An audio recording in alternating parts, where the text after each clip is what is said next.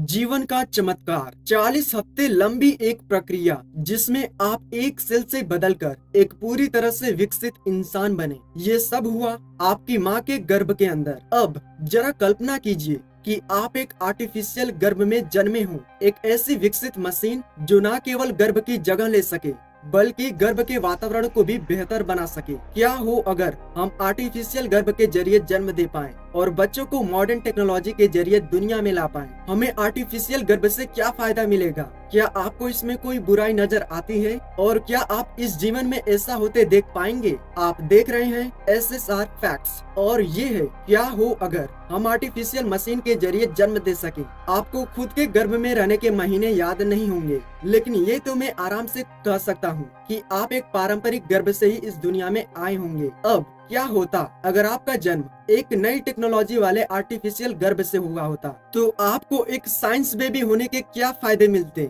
इससे पेट में पल रहे बच्चे यानी भ्रूण को एक ऐसा वातावरण मिल सकता है जिसमें अच्छी तरह से नियोजित हार्मोन और पोषण बच्चे को दिए जा सके और बच्चे को किसी तरह का कोई इन्फेक्शन या बीमारी छू भी ना सके। आर्टिफिशियल गर्भ की टेक्नोलॉजी समलैंगिक जोड़ों और शादी के बिना रह रहे पुरुष बच्चे का सुख उठा सकते हैं, वो भी किसी सरोगेट माँ की जरूरत के बगैर। इससे ट्रांसजेंडर महिलाएं या वो महिलाएं जिनकी जन्म के साथ या किसी बीमारी या हादसे के चलते बच्चेदानी नहीं है, उन्हें भी बच्चों को पालने का एक मौका मिल सकता है। लेकिन इस टेक्नोलॉजी से जन्मे बच्चों को क्या फायदा मिलेंगे? आर्टिफिशियल गर्भपात शोध के पीछे की सबसे अहम वजह है वक्त से पहले जन्मे बच्चों को सही देखभाल दे पाना। 2017 में फिलाडेल्फिया के चिल्ड्रंस हॉस्पिटल के भ्रूण सर्जन डॉक्टर एलन फ्लेक ने एक एक्सपेरिमेंट किया था जिसमें एक उल्बी थैली यानी बायोबैग का इस्तेमाल हुआ था। इसके जरिए मेमने के भ्रूण को एक साफ लिक्विड में रखकर उसे पोषण से भरा खून पहुंचाया गया था।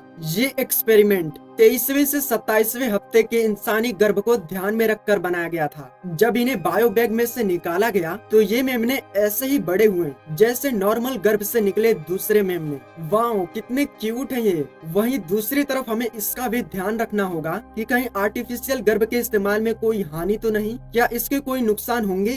अगर आर्टिफिशियल गर्भ का इस्तेमाल आसान और कम कीमत में होने लग जाए तो समाज में बहस के कई नए मुद्दे बनेंगे। नैतिकता, विज्ञान, तकनीक, राजनीति, धर्म, सोशल स्ट्रक्चर और इकोनॉमी, इन सब से जुड़े लगातार होते विवाद हमें घेर लेंगे। डिट्रॉइट मेडिकल सेंटर के बच्चों के डॉक्टर संजय चावला के मुताबिक एक आर्टिफिशियल गर्भ में लेबर के वक्त पड़ने वाला माँ का असर या हार्मोन और बायोकेमिकल सिग्नल जैसी चीजें नहीं हो सकती। इस सब के ऊपर अगर आर्टिफिशियल गर्भ का इस्तेमाल गलत तरीकों या गलत वजहों से हो तो हम एक भयानक आपदा की तरफ बढ़ सकते हैं। इससे बच्चे बनाने वाली फैक्ट्रियां तक वजूद में आ सकती हैं, जहां बच्चों को बनाया और बेचा जाएगा। आर्टिफिशियल गर्भ की संख्या बढ़ने से समाज में कई तरह के विवाद जन्म ले सकते हैं। इस बहस में ये सवाल भी होगा कि क्या माँ के गर्भ से जन्मे बच्चों और आर्टिफिशियल गर्भ से जन्मे बच्चों के लिए एक जैसे मानक रखना सही है, या क्या हो अगर गर्भ में पलते वक्त कुछ हो जाए? और क्या पैसे वाले लोग प्राकृतिक प्रक्रिया के खतरे से बचने के लिए आर्टिफिशियल गर्भ का इस्तेमाल करने लगेंगे? इस बारे में सोचने को अभी बहुत कुछ है, लेकिन क्या हम